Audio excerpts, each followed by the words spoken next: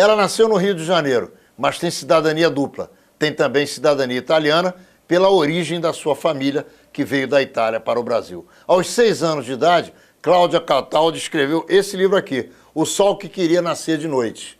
E, já adulta, editou esse livro com o prefácio de Arnaldo Nisquia. Nós vamos bater um papo com a Cláudia, que é jornalista, que tem um programa de televisão na TV Bandeirantes, que frequenta com muita alegria para nós o nosso programa Confronto Manchete, na Rádio Manchete, todos os dias de meio-dia a 1h da tarde.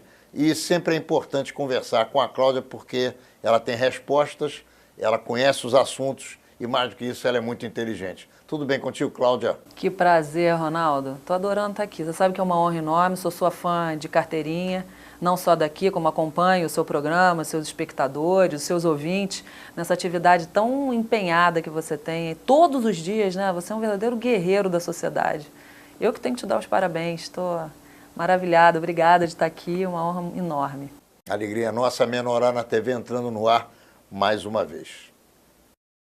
Menorá é a revista judaica com mais de meio século de informação. Nesta edição, desvendamos o mistério do que existe por baixo do Monte do Templo em Jerusalém, a história da destruição da memória da comunidade judaica e nossos colunistas abordando os mais variados temas. Assine Menorá e garanta a qualidade da sua informação. Ô Cláudia, eu considero o Brasil um país cuja sociedade é muito preconceituosa. Eu não acredito que em outros países sociedades sejam melhores. Acredito que preconceito há para todos os gostos e em todos os parâmetros, em todas as direções. Como é ser mulher, mãe, esposa, jornalista, craque de um programa de televisão, porque você é âncora do seu programa de televisão, participante de programa de rádio, escritora. Como é que você consegue, numa sociedade tão preconceituosa como mulher, desenvolver o teu papel? Ronaldo, como sempre, excelente pergunta. Eu concordo plenamente com você. Acho que é uma guerra. Acho que a gente tem que se superar todo dia. Tem uma máxima que dizem que o sujeito tem que matar um leão por dia.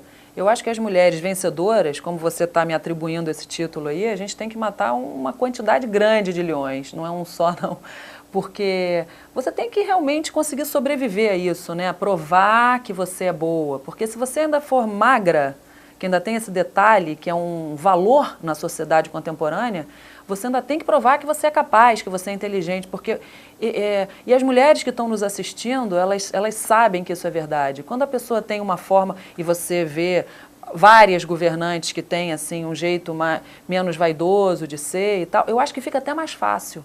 Agora, quando você se apresenta mais arrumada, nossa, você tem que, olha, descascar, chama descabelar a peruca, né? Você tem que se reprovar todos os dias. Então você prova, se reprova e se reprova. Você tem que mostrar que você é independente, você tem que ter cultura, você tem que falar vários idiomas, você tem que se posicionar bem no seu trajar, no seu andar, nunca ser excessiva em nada, porque qualquer menor deslize já leva uma tarja na sua testa, assim, de alguma coisa que não é benquista. Ô Cláudia, você sabe que eu tive a honra de ser acompanhado, a meu convite, pelo seu tio, o meu querido Carlos Cataldi. Levei Cataldi a Israel, passei com ele e outros companheiros também pelo país inteiro no projeto Seminário Israel da Federação Israelita do Rio de Janeiro, que nós instituímos no ano de 1983. Eu sei que você estudou em Rehovot, como você mesmo me contou há pouco tempo. Como é que foi a sua experiência em Israel? O que você pensa do Oriente Médio? Você acredita em paz naquela região do mundo? E se você acredita, como é que você imagina que essa paz vai ser conseguida? Olha, Ronaldo, de novo, né? Eu sei que eu estou aqui para ser entrevistada, mas eu não aguento. Ótima pergunta novamente. Eu acredito, porque o acreditar é um ato de fé. Então, fé eu tenho, aliás, eu desejo que isso aconteça, porque eu acho que o mundo das pessoas de bem desejam o bem dos outros, da humanidade, e os israelenses e os palestinos não merecem ter aquela vida sob pressão constante, né? Porque eu, que tive a oportunidade, como você falou, eu fui bolsista pela ONU num projeto e fiz uma pós-graduação em Rehovot pelo Weizmann Center. Instituto Weizmann. Exatamente, que tem grandes cabeças mundiais estão ali dentro, e Israel realmente é um país que, aliás, eu estou cumprindo o meu papel, porque o interesse que eles têm de mandar jornalistas para lá é que depois você se torne uma célula reprodutora do que foi visto e que você possa divulgar para o mundo a verdade daquilo. Então, eu tive a oportunidade de frequentar kibbutz e conhecer de Haifa até a...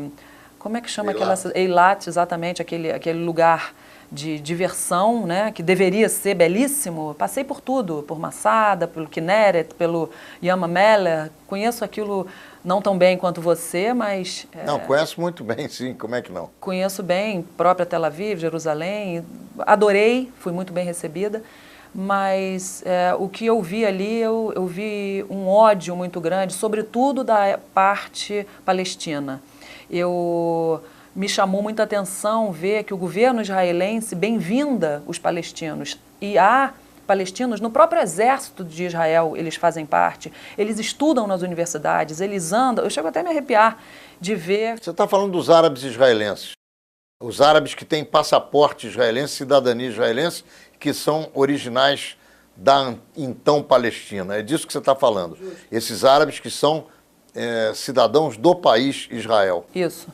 E mesmo assim, quer dizer, havendo programas de incentivo, ajudas e vários tipos de ações positivas da parte do governo de Israel, você não vê uma simpatia do lado de lá. Então, eu acredito na paz, porque eu acho que a fé é a última coisa que deve morrer, mas eu não vejo como. Eu vejo o governo israelense fazendo uma força muito grande, mas o mundo enxergando de uma forma diferente. E a opinião pública, hoje em dia, com as redes sociais e a conectividade toda em alta como é muito forte. Então, eu não sei a quem interessa isso. Eu não vejo nos próximos tempos que a coisa arrefeça. Ô, Cláudia, voltando aqui para o nosso país, para o nosso continente, para a nossa região, onde nós nascemos e vivemos, o que é que você espera da sociedade brasileira nos próximos 20, 30 anos? O que você acha que vai acontecer aqui? Eu estou vendo um processo, eu sempre quero ser positiva, né, Ronaldo? Mas eu, mais que tudo, tenho compromissos com a verdade mesmo. Com a realidade. Com a realidade. Então, eu quero ser positiva, eu acho que nós estamos vivendo um momento bastante positivo, político, sobretudo no estado do Rio de Janeiro, com tudo que foi conquistado recentemente. Ao passo que eu acho que essa distribuição de renda, que tem um lado muito bom, porque eu acho que as pessoas que não tiveram oportunidade estão tendo acesso que é justo, eu não vejo, por vezes, que isso está funcionando da maneira como deveria. Assim como os CIEPs, que foram idealizados num projeto fora de série e absolutamente incontestável, e depois não foi operacionalizado da forma como deveria, eu não percebo as bolsas, que são de distribuição para as famílias humildes, sendo adequadamente usadas. E por que eu digo isso? A dona de casa e o espectador que nos acompanha hoje, quando for a um supermercado, ele vai perceber que não existe mais a profissão de empacotador, por exemplo. Isso é muito recente. E se você for fazer uma pesquisa, você vai ver que ninguém mais quer ser empacotador porque o seu irmão está ganhando dinheiro para ficar em casa. Então, por que trabalhar? Então, ao invés da Bolsa estar fomentando um jeito melhor de viver e uma capacitação, um aprimoramento individual, onde a pessoa consiga se soerguer através da sua força, eu acho que está promovendo, em sua grande maioria, e é óbvio que para isso há exceções, e justamente eu posso, então, montar uma regra, eu não vejo uma porta de saída. Eu não vejo que a pessoa entra na Bolsa e sai dela melhorado. É um projeto de vida, até quando se aguentar, até isso explodir um dia. Mas o governo poderia encontrar essa porta de saída obrigando de uma forma inteligente, sem pressão física, sem pressão mental, mas obrigando através de montagens de critérios educacionais, essas pessoas que estão na Bolsa Família, ou pelo menos seus descendentes, a obterem uma profissão e a começarem a trabalhar, sob pena de perderem a regalia. Qual é a sua opinião sobre isso? Eu concordo. Acho que poderia ser mais um quesito, porque há tantos outros. Tem que estar na escola, tem que ter a média X, a família tem que vacinar, tem que cumprir determinadas tarefas para que você receba o benefício. Que esse fosse mais um. Então, você tem que se capacitar em tanto tempo, obter um determinado grau. Seria um recurso com prazo de começo, meio e fim. Isso, porque aí você poderia, inclusive, se programar. Mas da maneira que não. Cada vez mais o governo vai ter que gerar receita para poder, então, encorpar mais pessoas. Até quando e até onde vai isso? Somos 200 milhões. A camada rica é muito pequena. Até que número nós vamos chegar? Quer dizer, eu acho que isso é um assunto que deveria ser vastamente debatido em todas as televisões, em todas as rádios, só que a impressão que se tem é que são coisas que não podem ser faladas, porque aí você fica antipático. Não, a gente pode falar de tudo, por isso que a gente faz isso, fala. E você fala também.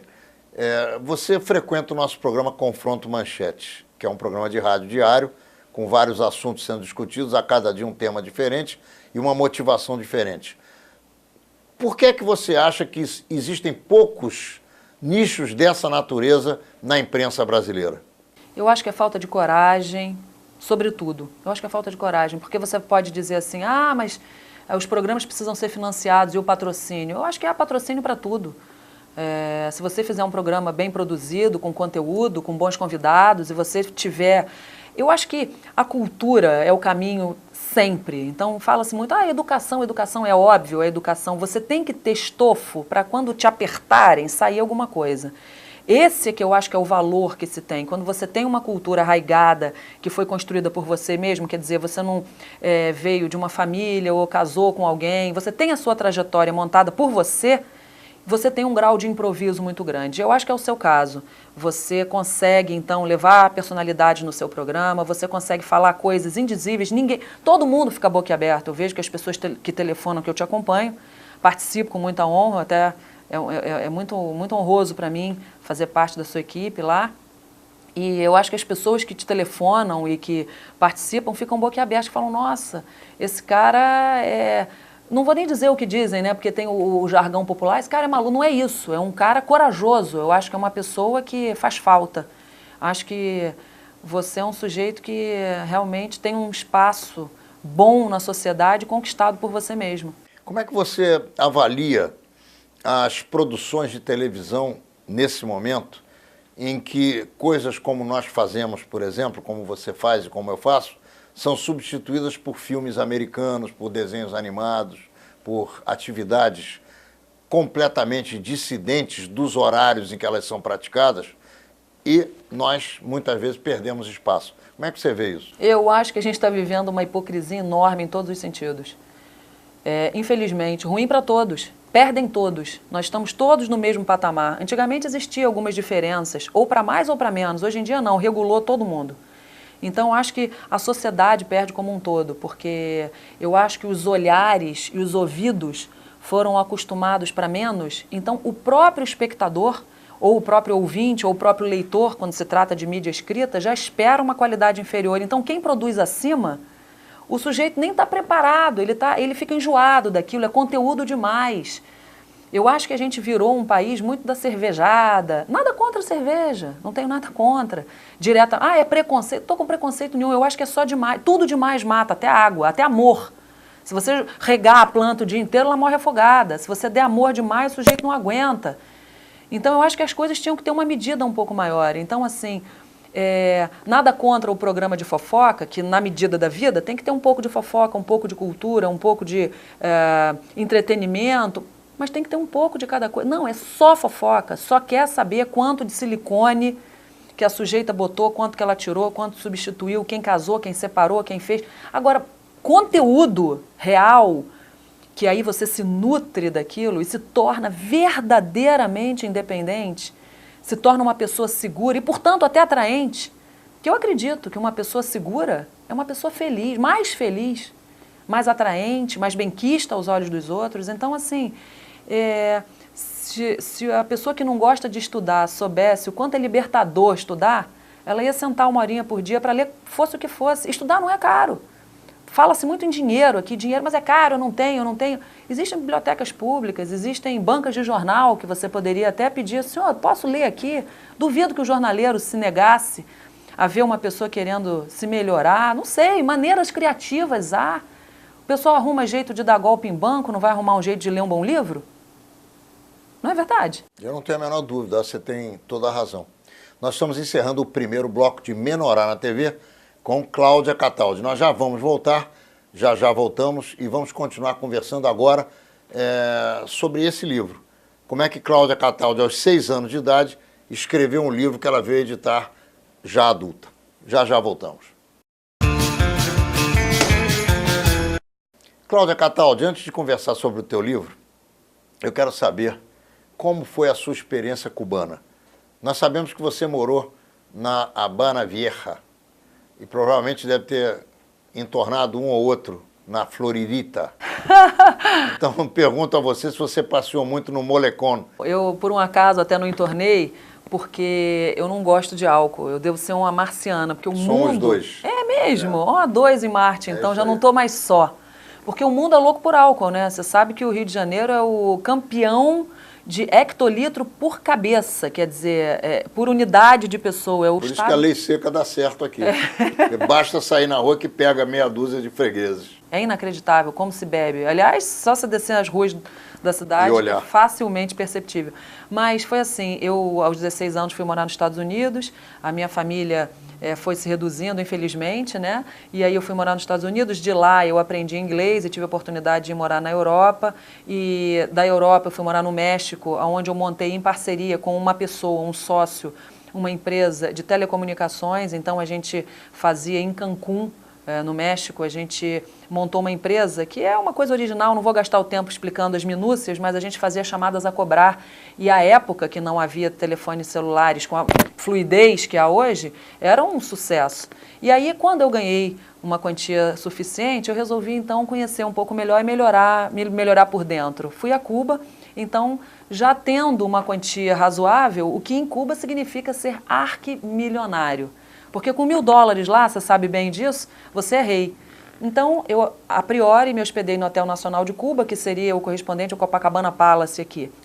O Copacabana Palace de 50 anos atrás, porque lá não evoluiu o Hotel Nacional. Eu também fiquei lá. Ele era um hotel muito parecido com aquele lá. Exatamente. Eu me lembro bem disso. Exatamente. Eu estive nesse hotel por um período de 15 dias. Isso. E que é um hotel, assim, tradicional, né, mas antiquíssimo e caindo aos pedaços. E é único. Com porta pantográfica e tal. E eu fiquei apavorada quando eu saí às ruas, que eu via a condição periclitante das pessoas. E aí, rapidamente, em uma semana, eu saí do hotel, até por, assim, empatia com o povo, eu resolvi sentir na minha carne o que é ser cubano, né? Que eu queria ter uma experiência verdadeira. Esse negócio de você ir para um outro país e ficar no hotel 5 estrelas, você pode daqui, no Rio de Janeiro, Iraque, Bósnia... Dá tudo mesmo. É a mesma coisa. E o que você sentiu em Cuba? Bom, e aí eu fui morar em Havana Vieja, como você falou, e lá existe a época, né? Porque isso estamos falando dos anos 1900, antes da virada do século. E Havana Vieja era Vieja mesmo.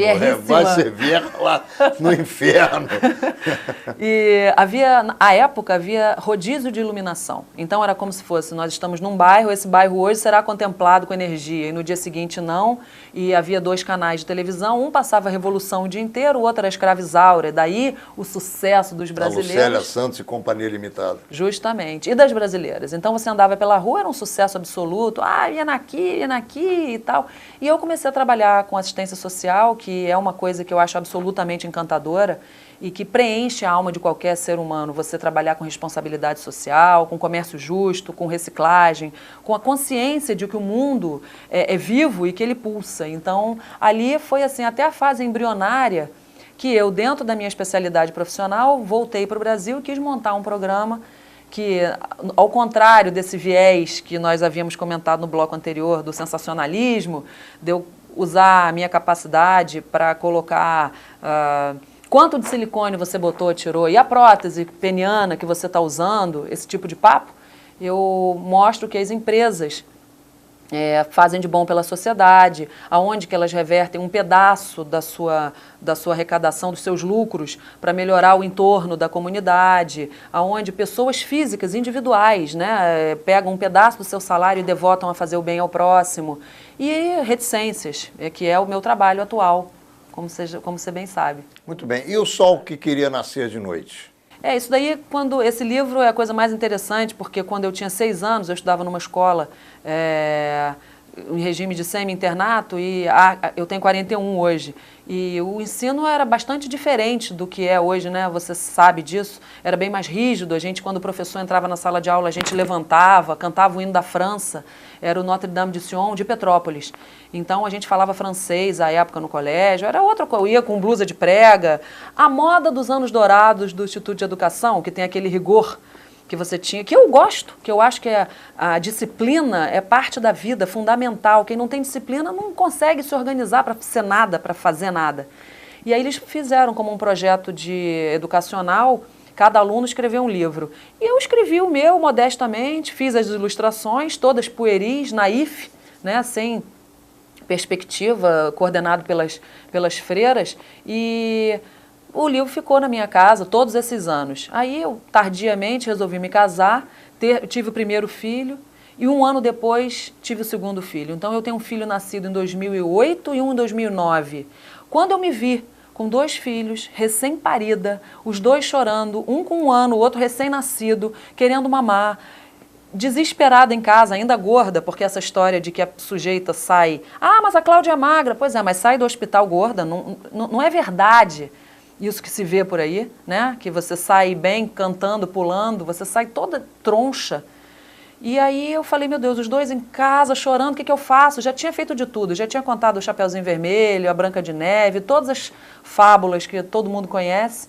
Até que eu falei, meu Deus, eu vou contar esse aqui. Aí contei, eles pararam de chorar o primeiro dia. Aí deu certo, eu repeti no segundo, no terceiro. Eu achei que o livro tinha um borogodó, porque talvez por ser escrito por uma criança, ele não tenha o cunho capitalista, eu quero vender, né? Eu não tive esse objetivo, eu nem sabia que dinheiro existia, eu tinha 6 anos, imagina. E uma criança de 6 anos há 40 atrás, era uma criança de 6 anos, uma de 6 anos hoje está quase procriando. E aí eu falei, bom, esse livro é legal. E no programa de televisão eu comentei esse episódio, no meu programa de rádio também comentei, falei por aí, até que um empresário falou, poxa, gostei disso, quero ver, o livro é fininho, barato de se produzir, e ele me deu de presente. Então, essa edição do livro, que vai ser lançado agora na Livraria Cultura, que foi feita no extinto Cine Vitória, ali na Senador Dantas, no centro do Rio, a maior livraria do Rio, um sucesso total, absoluto, eu vou te convidar. Eu vou lá, prefácio do Arnaldo Nisquier, se você tem filho ou netos, O Sol que Queria Nascer de Noite, de Cláudia Cataldi, quando tinha 6 anos de idade. Aqui está o prefácio do Arnaldo Nisquier. Ô Cláudia, esse papo de ser mãe é padecer no paraíso, é conversa fiada ou é verdade? Você começou a falar com um filho num braço, outro filho no outro, e eu fico me perguntando, esse amor de mãe é verdadeiro? Ou isso é conversa, é mentira? A mãe, na verdade, quer matar os filhos. Fala pra mim. Não, eu acho que não quer matar, não. Eu acho que, como todo ser humano de verdade, eu acho que você ama 99% e tem um incômodo 1%. Eu acho que esse 1% existe, mas é muito velado na sociedade que a gente vive, né? Eu acho que as mulheres têm medo de admitir, querem ficar bonitas perante o público, então ninguém conta que tem problema. Quando você vai entrevistar as pessoas de uma maneira geral, e eu estou passando a régua por baixo, é assim, o meu marido é o melhor do mundo, os meus filhos são os melhores do mundo, eu sou a melhor do mundo, está tudo muito bem, os problemas são só seus. Você é espectador, você é entrevistador, o problema é só do outro, eu não tenho problema. Isso não é verdade. Todos, na verdade, somos iguais, temos problemas, idiosincrasias, medos, inseguranças, carências, mas eu não sei por que, em algum momento, decretou-se que fica feio isso, então ninguém conta. O problema parece que não é seu. E isso eu acho que gera uma depressão social muito grande. Porque, sobretudo, a pessoa que não teve acesso à cultura e os mais humildes, os mais pobres, ficam se sentindo mais inferiorizados ainda, porque acham que, então, a madame, porque ela tem mais dinheiro, ela é mais feliz. Ou a amiga, porque é casada, está feliz e ela está infeliz porque é solteira. Olha, casado tem problema, solteiro tem problema, divorciado tem problema, viúvo tem problema. Todo mundo tem problema. Só quem não tem problema é quem já morreu. Agora, Cláudia, por outro lado, nós vivemos uma sociedade hipócrita, que é mais ou menos o que você está dizendo aí. As pessoas não dão o braço a torcer e não dividem as dificuldades. Só querem contar lorota umas para as outras, contar sucessos que às vezes nem existiram, contar histórias da carochinha. E aí a pressão e a depressão se tornam muito maiores, porque o buraco na frente fica intransponível. Como é que você vê a mentira na sociedade? Muito feio, né? Acho que eu acho que assim, a mentira é necessária. Eu acho essa uma verdade. Eu acho que é necessário haver mentiras. Eu acho que ninguém suportaria uma verdade absoluta. 100% de verdade não é possível.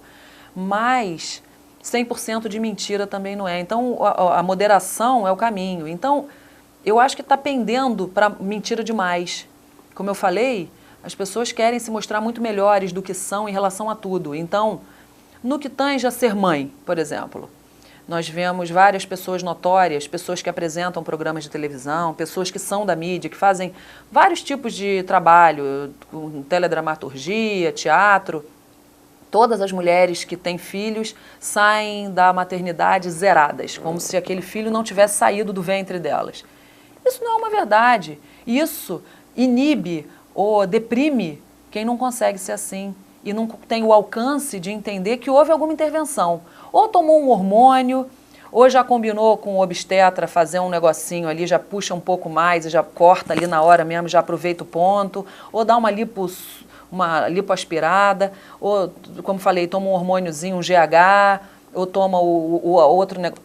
Ou fica malhando 15 horas por dia. Teve uma moça, que essas coisas não são divulgadas, eu não sei nem porquê, mas estamos aqui para isso, uma atriz americana, ou uma atriz de outro país, do estrangeiro, eu não me recordo quem agora, que malhava 15 horas por dia e voltou em um mês à forma. Ora bolas, se o troço foi feito por alguém superior ao nosso entendimento, para ser feito com 9 meses, isso é incontestável, não dá para negociar. Tem coisa que a gente pode negociar, né? Vamos negociar o plano de saúde, qual a sua operadora de celular. Agora, você já está com menos de 9 meses, salvo as exceções dos prematuros? Não dá, você não consegue engravidar e ter um filho em 10 dias. Não dá, você não é mosquito, você não é mosca. Não dá. Então, assim, não tem como você transpor determinadas leis. E o pessoal quer mostrar um mundo irreal, um mundo artificial, e aí isso gera em quem tem menos consciência esse estado letárgico, né? Que aí a pessoa fica buscando um negócio impossível, aí a moça trabalha num emprego, compra um carnê, vai fazer uma lipo, faz numa clínica que é onde ela tem acesso e morre. E aí a gente fica vendo esses assuntos trágicos, fala, mas como é que pode? Foi fazer numa clínica que nem tinha liberação. É por isso, é porque ela está buscando um ideal impossível, que ela assistiu em algum lugar. E aí, como o impossível já está dito, ele é impossível, ela só vai encontrar em outra dimensão, né? Aí passa dessa para outra, que eu não sei se é melhor ou pior, não quero saber, eu quero ficar aqui muito tempo. Eu quero saber da Cláudia Cataldi o que ela pensa da televisão brasileira e do rádio brasileiro. E nesse rastro, eu também vou querer saber o que ela pensa da imprensa escrita, aquela que é a imprensa de verdade. Já já voltamos com Cláudia Cataldi no terceiro bloco de Menorá na TV. Muito bem, Cláudia Cataldi. E aí? Como é que essa sociedade brasileira se forma através da influência da imprensa, da televisão, do rádio, enfim, dos meios de comunicação? Ô, Ronaldo, eu acho a imprensa fundamental, senão eu não teria entrado na faculdade, terminado e continuado nessa área. Eu acho que a gente agora, recentemente, veio e vem assistindo ao Mensalão. Se não fosse a divulgação da imprensa, eu acho que haveria muito menos pressão da sociedade para que as coisas fossem por onde estão indo. Que nem é o caminho, o ponto final onde todos desejamos que cheguemos. Acontece que eu acho que tem que ter a trajetória, né? Então, eu acho que o Brasil tem melhorado por esse trabalho aguerrido de todos nós, você, de mim, de todos os jornalistas, os radialistas, os cinegrafistas, os repórteres fotográficos e todo mundo que está registrando e cobrando, que eu acho que é a única maneira, é a gente, na verdade, dar coro aos que não têm voz, né? Então, ao sujeito que está em casa, que não tem que mecanismos usar, eu acho que nós somos as pernas, os braços, os olhos, os ouvidos dessas pessoas, e que sejamos bons representantes, para que a gente possa sempre cobrar e registrar e influenciar positivamente, para que finalmente a gente tenha esse Brasil que nos foi prometido há tanto tempo atrás como o país do milagre, o país da melhora, né? Que a Europa veio se refugiar aqui, que aqui seria o Eldorado, que a gente transforme isso, que o Brasil somos eu, você que está em casa, somos individualmente cada um de nós, não há governo mais forte que o povo. Ô Cláudia, conta para nós a sua experiência futebolística. Eu fui convidada para trabalhar num jornal, o Jornal dos Esportes, porque achavam que eu escrevia bem, que eu tinha um jeito agradável e leve e claro, divertido, um pouco debochado, leve, né? De contar as histórias. Justo, assim, meio poesia, meio brincadeira. Então, o dono do jornal, à época, me chamou para escrever uma coluna.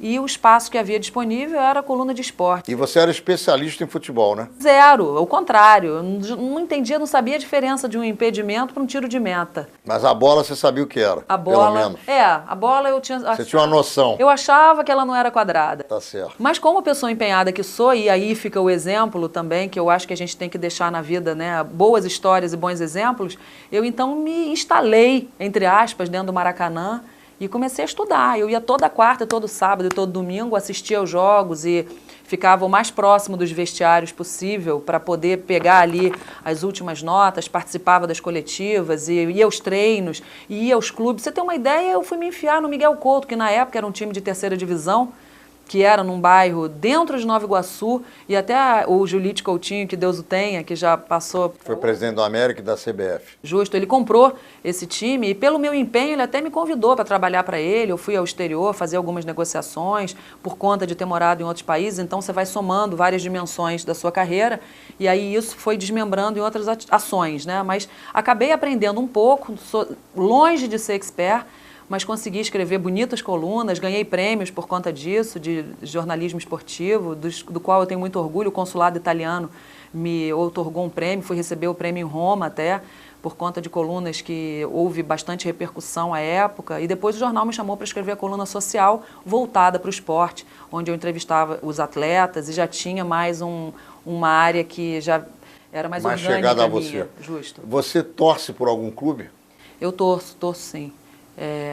Poxa, mas eu vou ter que falar jornalista tem que dizer o que pensa, tem que sentir e colocar claro diante das câmeras. Não, mas é por sua causa, não é por causa da câmera, não. Mas você é tricolor ou é vascaíno? Tricolor. Não, por minha causa, eu tenho um prazer. Você sabe que o Flamengo tem mais vitórias do que o Fluminense, tem mais campeonatos do que o Fluminense, tem mais gols do que o Fluminense. Então, e o Flamengo dizem que saiu do Fluminense. Eu não acredito muito nessa história, não. Mas eu respeito. Eu tenho uma esposa que também é tricolor. Eu tenho fair play ninguém é também. perfeito. Obrigada, isso já é um elogio, eu tomo como um elogio. Na verdade, assim, eu tive que assumir um clube, né? Mas eu gosto muito de todos eles. Verdadeiramente, eu não tenho essa, como eu te dizer, essa paixão. Mas você chegou a ter prazer com o jogo de futebol? Você gosta de assistir isso? Você, enfim, estimula teus filhos? Como é que é essa relação tua com a bola?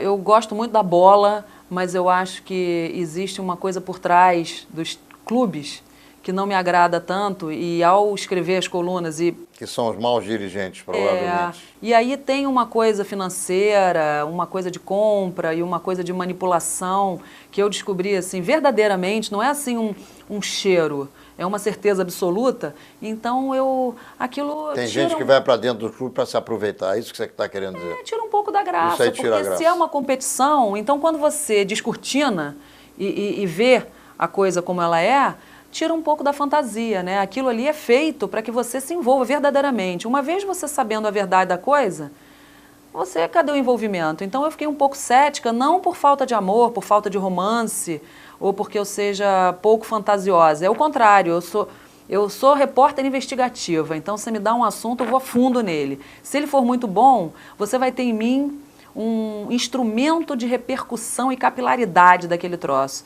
Se não for, a mesma coisa. O que você gosta em termos de tema para se debruçar, se aprofundar, mergulhar e tirar dali histórias interessantíssimas? Qual o tema que você prefere? A alma humana, as relações interpessoais, o viver melhor, a qualidade de vida verdadeira. Mas não é papo furado, não, é verdade. É como fazer para levar essa vida, que é a única que a gente tem certeza absoluta que existe, porque dizem... Mas você acredita que existe a alma mesmo? Não sei. Ou você está chamando de alma humana o comportamento do ser humano? É o comportamento do ser humano. Eu não desafio a nada. Assim, eu não tenho certeza absoluta e ninguém pode ter certeza absoluta. Não, isso é uma verdade, porque a gente nunca viu o outro lado. Quem está vivo não foi e quem está morto não voltou. Então a gente não tem como ter essa certeza, né, científica.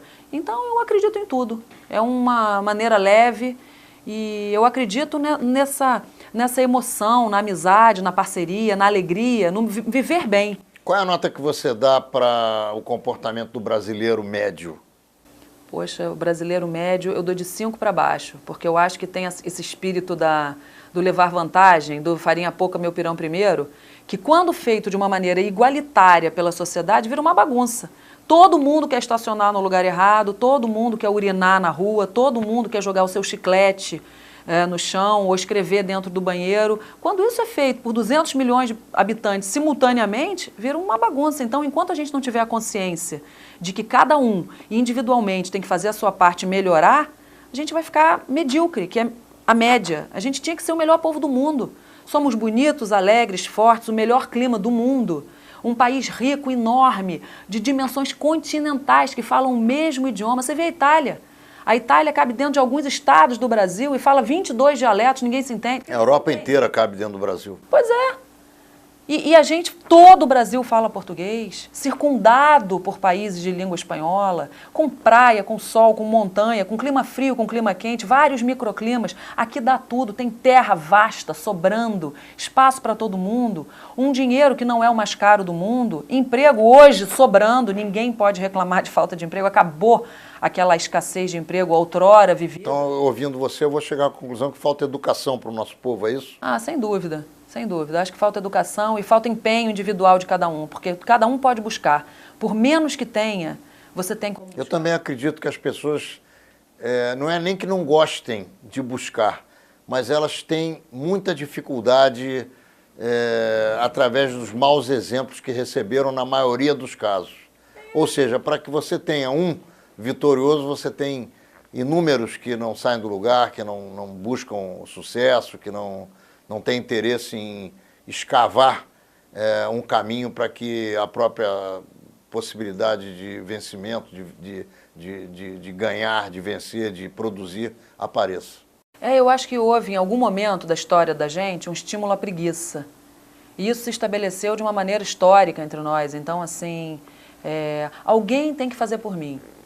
Então, eu não tenho que fazer nada, eu vou ficar aqui em casa esperando. É como se fosse assim, né? Ao invés de eu levantar, sacudir a poeira, me arrumar. Porque você tem que ter uma força interior para fazer isso todo dia. Você acreditar, mesmo não vendo a luz no fim do túnel, você acreditar em algo que seja em si. Não estou falando nem de fé, de religião, não estou especificando nada. Você está falando de realizar o objetivo, de chegar a conclusões que sejam boas para você, para a tua família e conclusões de sucesso. Justo, isso mesmo. Você acordar todo dia e se colocar para frente com novos projetos, ainda que algum tenha falido recentemente, você se recarregar como um celular, se recarrega na parede. Como é o seu recarregamento? No seu alimento, no seu sono, no seu banho e na fé que você professa, seja ela em que for. Você ir buscar o seu caminho. Há sempre um caminho para todos, por pior que a pessoa seja. Se ela tiver vontade verdadeira de vencer, ela vai arrumar um trabalho, alguém que ajude, uma luz que vai aparecer em determinado momento. É só pegar, né? Porque também não adianta. Porque o cavalo passa selado, você não pula em cima dele, ele corre e vai embora. E mais, se te botam em cima do cavalo, você tem a ajuda de alguém, depois é contigo. Não adianta você, e agora? Eu quero que meu marido me ajude, o papai me ajude, o meu filho me ajude. Não pode ser assim. Detesto ver essas pessoas que dependem de um sobrenome, que se fazem nas costas de alguém. Porque depois, quando esse alguém fale ou falta, você fica ali sem ter para onde correr, porque você não aprendeu aquilo que eu falei no início, o caminho. Você não fez com a sua perna, então agora você ficou perneta. É muito difícil você encontrar pessoas que realmente corram atrás daquilo que elas precisam para poderem não só sobreviver, mas viver com maior qualidade, com dignidade, com alegria, com felicidade, porque o alcance desses objetivos que a pessoa mesmo se coloca é que são... Esse alcance é que é a grande pólvora, a grande descoberta da pólvora, na minha opinião. Eu concordo com você. Acho que nós podemos dar esse exemplo às pessoas, sim. E também tem mais. Além disso que você está falando, é assim, todo mundo que vê alguém de sucesso um dia, pensa que a pessoa deu uma sorte ou deu uma grande tacada. Ah, não. É que aquilo foi assim. Ah, não, a Cláudia está ali porque ela casou com fulano. Olha só, não tem nada a ver. É muito suor, muita tristeza, muito choro, muita dificuldade. É muita transpiração. Muita resignação, muita transpiração. É muito sacrifício que você faz, sabe? São muitas horas de estudo, muitas horas de implementação pessoal, de você ficar ali fazendo o dever de casa. Porque, para você, no meu caso, né, e o seu caso, que também apresenta esse programa de televisão, a gente fica 30 horas trabalhando na parte de produção e de patrocínio e de tudo que é necessário para colocar um programa no ar durante anos e ter consistência, para ficar 30 minutos no ar. Quer dizer, o pessoal acha que assim, não, é uma grande estrela. É muita transpiração para depois você conseguir o sucesso. Agora, quando a pessoa te olha, a vida vista de trás para frente, quer dizer, você em cima do pódio, é muito fácil. Parece que você chegou ali porque alguém te colocou. Tem que ver lá atrás como é que você chegou a caminhar esse espaço inteiro que você teve que suar para poder chegar ali. Tem que olhar a trajetória, tem que acompanhar a pessoa, ouve a pessoa falar. Chega e bate um papo, vê como é que foi, pergunta, não fica ouvindo pelo É mais fácil falar mal dos outros do que aceitar que alguém venceu na vida porque é competente, porque trabalha, porque busca, porque corre atrás, porque não esmorece. É mais fácil imaginar que a pessoa nasceu com a bunda virada para a lua. E também porque assim, você subcategorizando o outro, você justifica o seu próprio fracasso também. É verdade. Minha querida princesa, olha só, nós estamos chegando ao final do nosso Menorá na TV e quero agradecer a tua participação e oferecer os microfones e as câmeras do nosso programa para que você faça suas considerações finais e se despeça dos nossos telespectadores. Ô, Ronaldo, sou sua fã, então eu quero primeiro dizer isso, te agradecer, dizer que eu te acompanho, que eu adoro. E a você que está em casa, agradecer por você estar com a gente, que a gente sabe, eu sei muito bem, assim como o Ronaldo, que a audiência é uma questão de escolha. Então, para você estar aqui conosco, é porque você escolheu o Menorá na TV.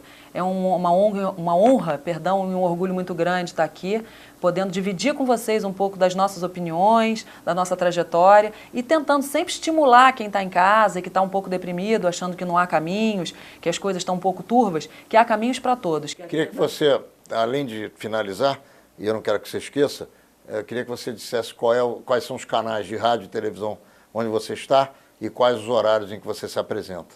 Tá bem.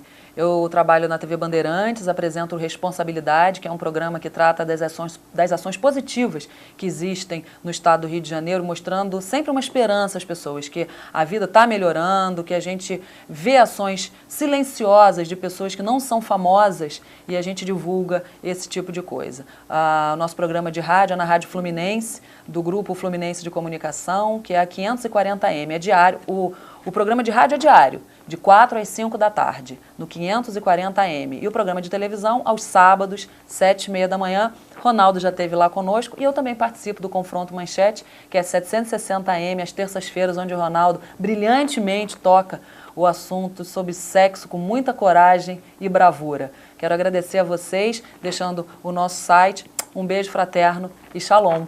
Menorá na TV entrando no ar mais uma vez na quarta-feira que vem, às 10 horas da noite, pelo canal 14 da NET. E repetidamente em toda essa grade que você consegue enxergar aqui embaixo da nossa telinha. Nos vemos lá.